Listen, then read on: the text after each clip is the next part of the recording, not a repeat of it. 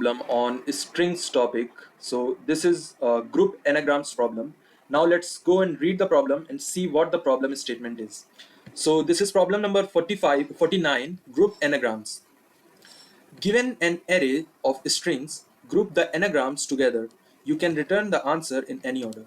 So we have given a string of we have given an array of strings, and we have to return the anagrams of the words which are anagrams. So let me first explain it to you what is anagram. So let's say we have two words, eat and tea. So these two are anagrams. How these two are anagrams?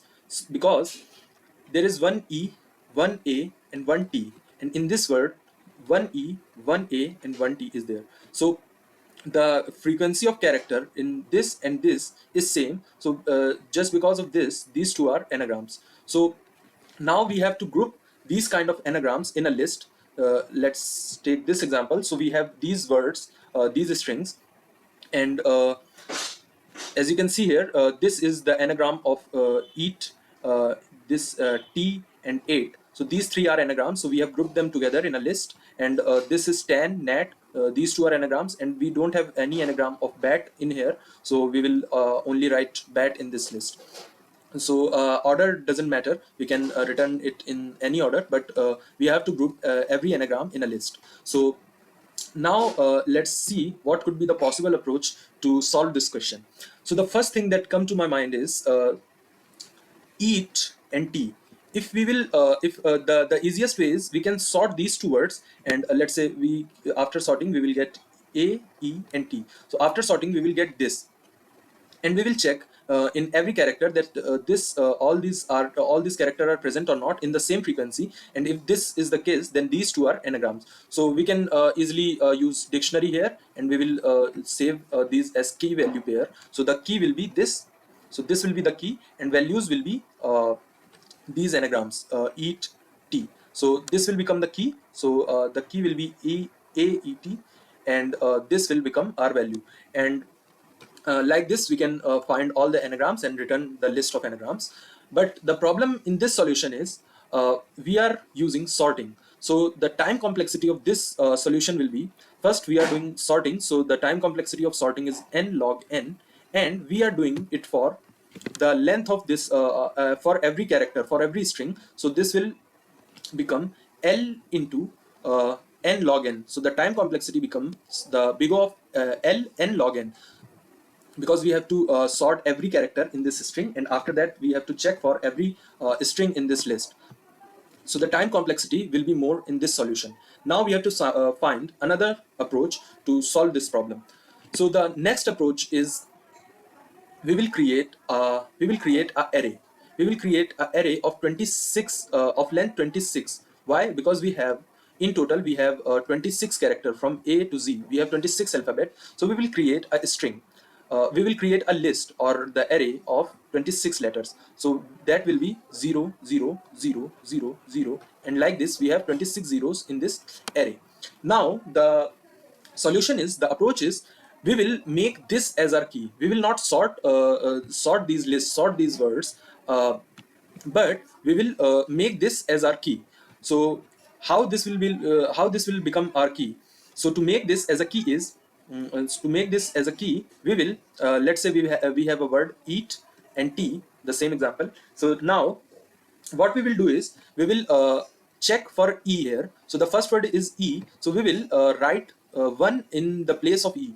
Let me remove this. So let's say e is somewhere here on this index, so we will write 1 here at the place of e, at the index of e we will write 1. Then we have another character a, so we will write 1 in the place of this a. So at the 0th index, which means at the a, we have 26 numbers. So at the first we have a, and at the last 26th element we have z. So at first element we have a, so we have replaced 0 with 1. Now we have another letter t. So let's say t is somewhere here. Now every other element is 0. So we have 26 26 numbers in this array, and we have only 3 1 in this array, and in the same order, which means at a, this is representing a, this is representing e, and this is representing t. Now this will become our key, and the values will be all the words with this sequence, all the words with this sequence. So then we will check for this. So this, in this we have T, so the first letter is T, so we will write, so the key of this will also become become like this. So we will write 1 in place of T, so let's say T is somewhere here, and then we have another character E, so let's say E is here, and then we have A, so A is here, so we have written A 1 in front, in place of every character that comes in this word.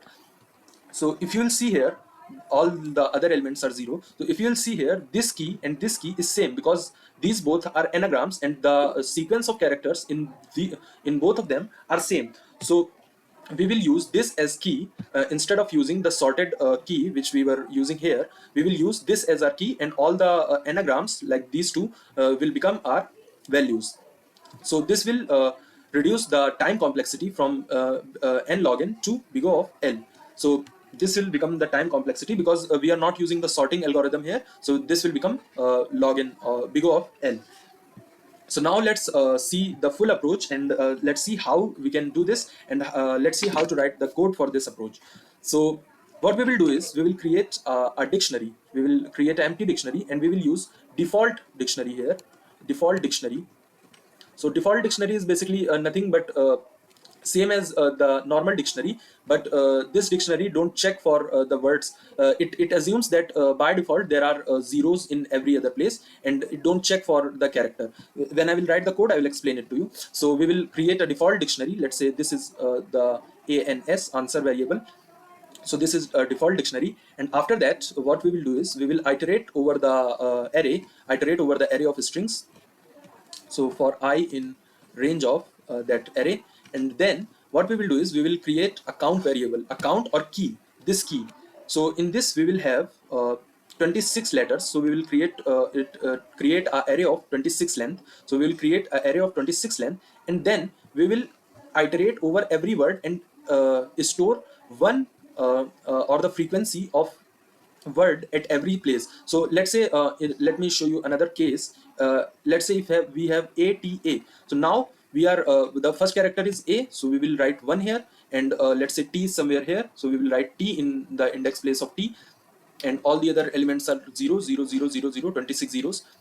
Then we have another A, so now we will write 2 here. Why 2? Because we have two A's, 2A here, so we will replace this one with 2. So we will increment the value of the character in every place.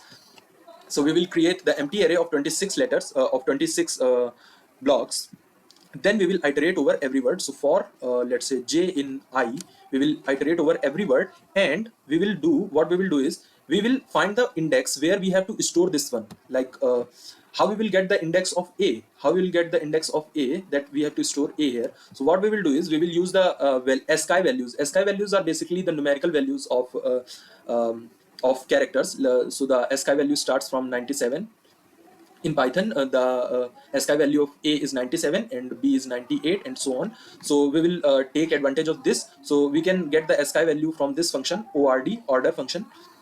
So what we will do is, we will let's say we have to find the ASCII value of A. So we will subtract the ORD of A with ORD of A, and we will get the index of A.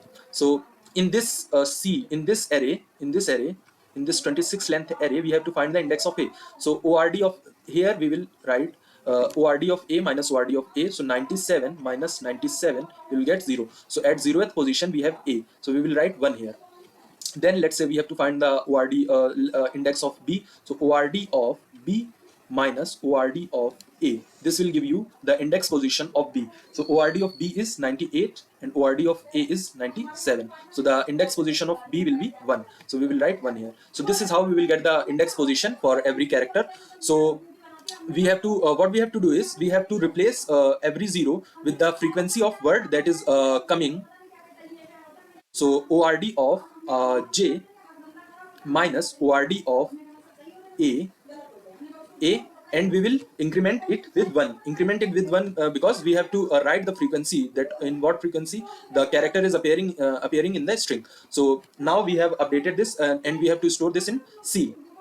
at index position of C. So after that we will what we will do is we will make this as a key. So in our answer variable, in our this dictionary, answer dictionary, we will store this. So the key will be C, and the value will be the character itself, this character. So this character will be stored in the in this key variable. So now let's see and code this problem, and after that I will dry run the code, then you will get the clear understanding of how this approach is working.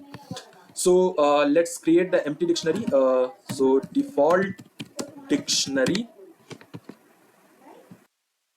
default dictionary, and we will pass list because we have to store a list in here.